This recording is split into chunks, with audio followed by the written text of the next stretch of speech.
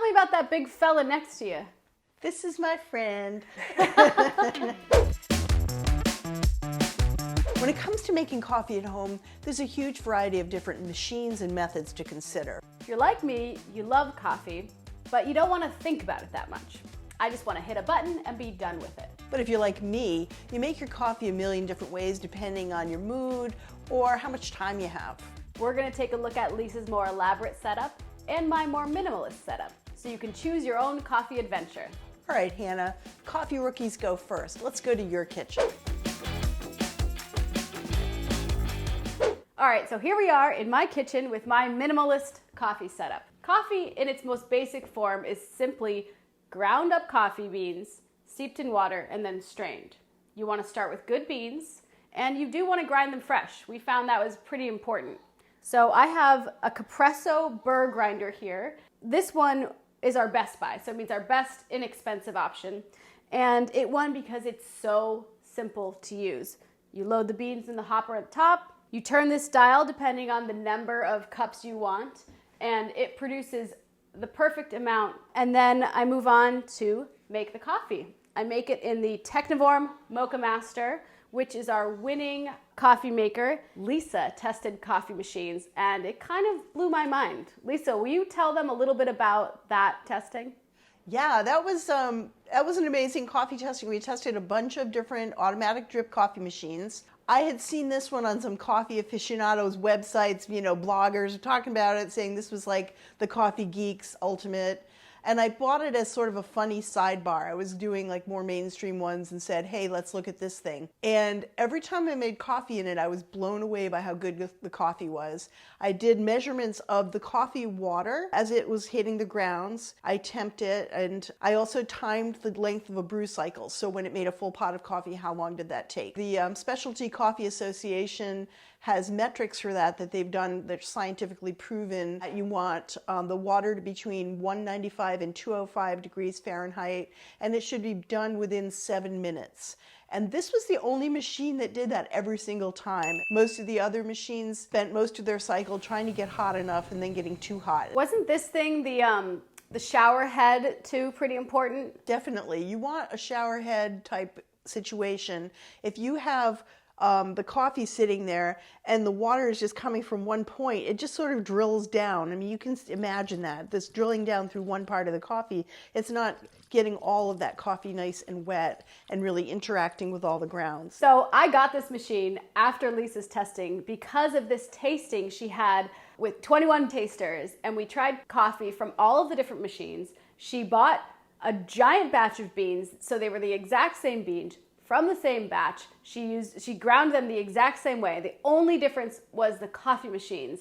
And the difference between them blew my mind. Like, there were some that were weak and watery, others were bitter, some were perfectly rich and smooth. So your coffee beans are a really important part of getting a good cup of coffee, but so is the machine. This thing really does a nice job. It is expensive. It's around $300. We also have a Best Buy from Bonavita that's a good option that does the best job of hitting that time and temperature parameter on the lower end of the money scale. All right, so let's make some coffee. Here's the insulated carafe. This is called the Brew Through, Brew Through lid. You can brew and it's gonna keep it warm still, which is really cool.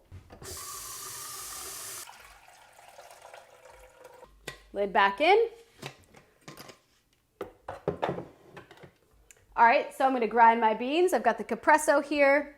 It's already set on medium, which is perfect for a drip coffee maker. Perfect. Got my filter in here already. Pour the grinds in. Lid on. And then now, just hit the switch. So it's burbling away. It'll be done in a couple minutes, but that's it. That's the gist. As easy as can be, but excellent, excellent coffee. I'm a minimalist though. I don't like to think too much about my coffee. I can't wait to see Lisa's Maximalist spread over there.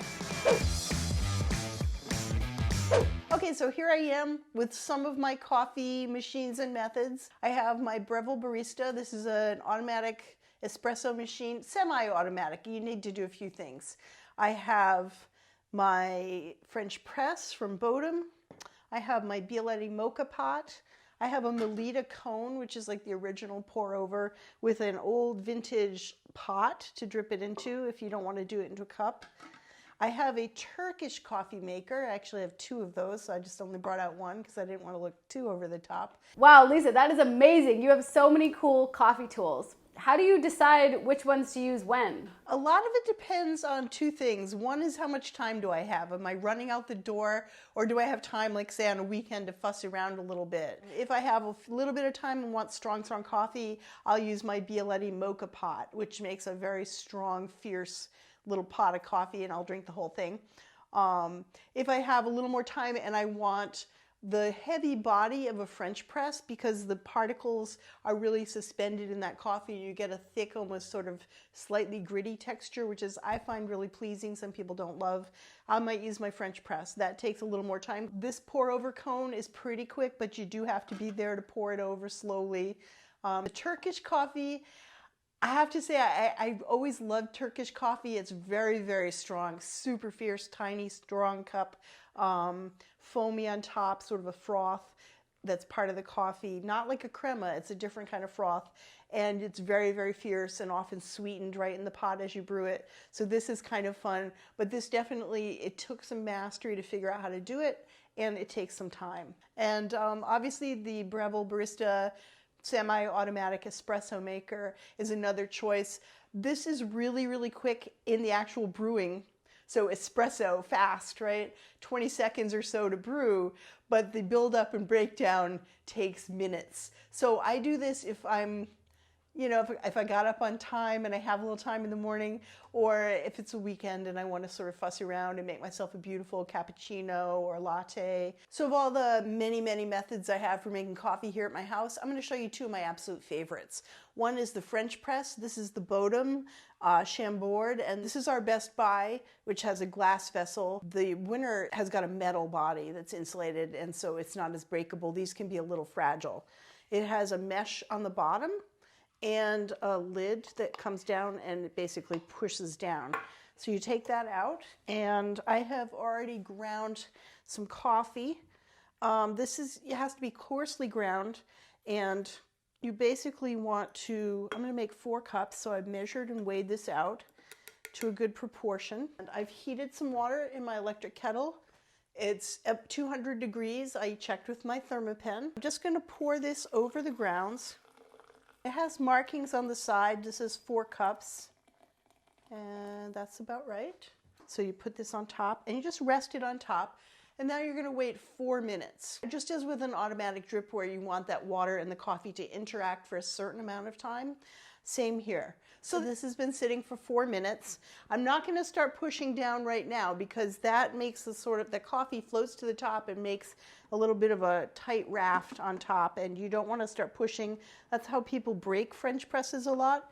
So I'll just lift it up, and I'm going to either use my wooden spoon or my wooden chopstick, not a metal spoon, and I'm just going to stir that up to loosen it up and blend it in so that it'll be easy to push down. I think that's a key tip. When I learned that, it was like, oh, that's why it was so hard. So now the mesh disc is going to be on the end of this stick, and it presses down very easily. You see people really stressing and straining, and that's when they break this. And that's it. I'm going to get my cup, and there you go. Inside the lid, there's even a little filter that just holds back larger particles, but that's it. It's very simple. It's a very relaxed and mellow kind of way to make coffee. And your coffee is going to be strong, but really delicious and luxurious. Speaking of luxurious experiences with coffee, we're going to talk about the semi-automatic Breville Barista Espresso Maker. We wanted semi-automatic espresso machines with built-in grinders because, you know, otherwise you're getting into rating the grinders as well as the machines. So this has a built-in grinder. This is a hopper where you put your beans in, and it basically grinds and makes the espresso. It also has an attached steam wand for milk. I rated 6 different machines. They went up to almost $2,000. This is one of the more affordable ones at around $500 or $600. So it's pretty expensive. This is dedication. On the other hand, if you really love espresso and you go out and you buy it every day, it's like $2 for a little 1 ounce shot. So it pays for itself pretty quickly if you love espresso. And I sure do. I like having the espresso before I go out and have to order an espresso somewhere. Some of the machines were super complicated to use, really cryptic little diagrams. They were huge. This was a fairly compact machine, as was its co-winner, the Gaggia Anima, which is even smaller and is even simpler to operate. It's more of a push button. This is a little more hands-on. It has a water tank on the back that lifts right out and you can fill that at the sink. Has a coffee grinder on the top. You put your beans right in here and you can store them in there. This has got a little gasket on it. It keeps it all airtight. And that can come right off for cleaning.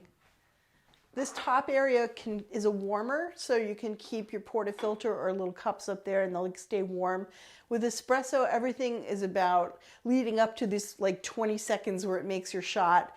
And then, of course, you have to clean up after it. But warming everything up, getting everything going is part of the deal with an espresso maker.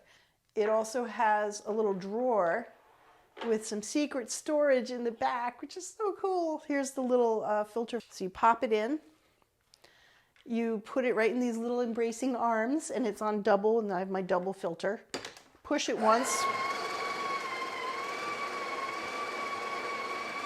It's ground and dispensed the amount of coffee that I like, which is a lot.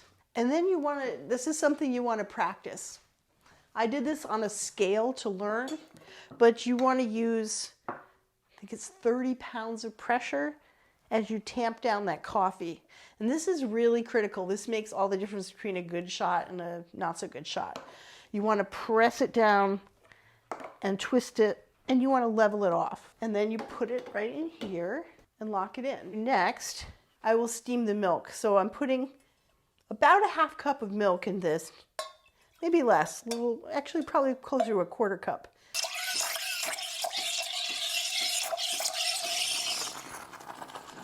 So I've got a little foam. It's a double espresso, and it's got a really gorgeous kind of creamy tan and brown swirl to it. But there we have it. That's it. Wow, so that is such an amazing array of tools. But coming from a coffee minimalist like myself, can you tell me why someone would want so many options? All of these methods give me, the most delicious flavor and the most options for enjoying that flavor. I love coffee, and I drink one great cup of coffee a day. I enjoy the heck out of it, and depending on my mood and the amount of time I have to put into it, I will choose from my vast array of coffee toys and make myself that great cup of coffee. And, I think that's worth it. Coffee is a real choose-your-own-adventure type of project. You can be a minimalist, you can be a maximalist, you can be a minimalist one day, a maximalist the next day. So coffee is so fun and cool that way. And Lisa, I can't wait till we can drink a cup together again. Yeah, definitely. In the meantime, here's to you. For more information on all the products we showed you today, check out the links below. Make sure to leave us your coffee questions in the comments and hit that subscribe button.